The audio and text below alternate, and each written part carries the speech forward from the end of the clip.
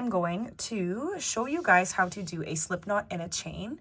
So this is, other than the magic ring, how you're going to be starting projects. You'll see in your pattern, it'll say something like row 1, chain 30.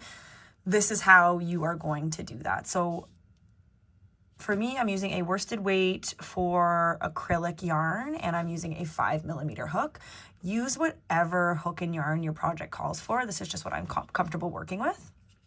So for me, the slip knot, I do it as follows. There's so many different ways. So if this isn't comfortable for you, maybe I'll upload another video of a couple different ways to do slip knots, because like there's just so many. But this is how I do mine. So I just take my tail yarn here and I put that on top, wrap it over, make an X on top of my working yarn, or a fish. I like to call it a fish.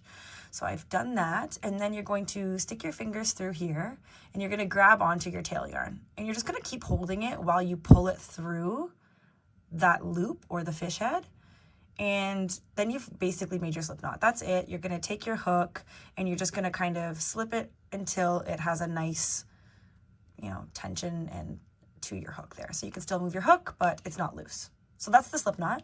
And then you're going to go forward from there. So let's just say the project says chain 30. You're going to take your hook. This is your working yarn here. And you're going to put your yarn over your hook. So yarn over, and you're actually just going to pull up and through the loop that was there before. So that's your first chain. And you're just going to keep working that exact same thing until you've reached whatever it calls for. So we're going to do 30. So that was 1. Yarn over, and you're going to pull up. There's 2. Yarn over, 3, yarn over, 4, yarn over, 5. So I actually only like to work in multiples of 5 because counting is difficult. So after I do 5 of my chains, I just kind of come up here to keep a good tension, and I go on and do my next 5. So move my fingers up.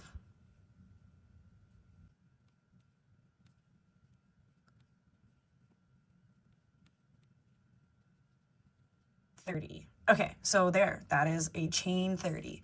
So the beginning of your project, it says chain 30, you're going to do that slip knot, and then from there, you're just going to work your chains. So that is one way a project will start. So slip knot and chain.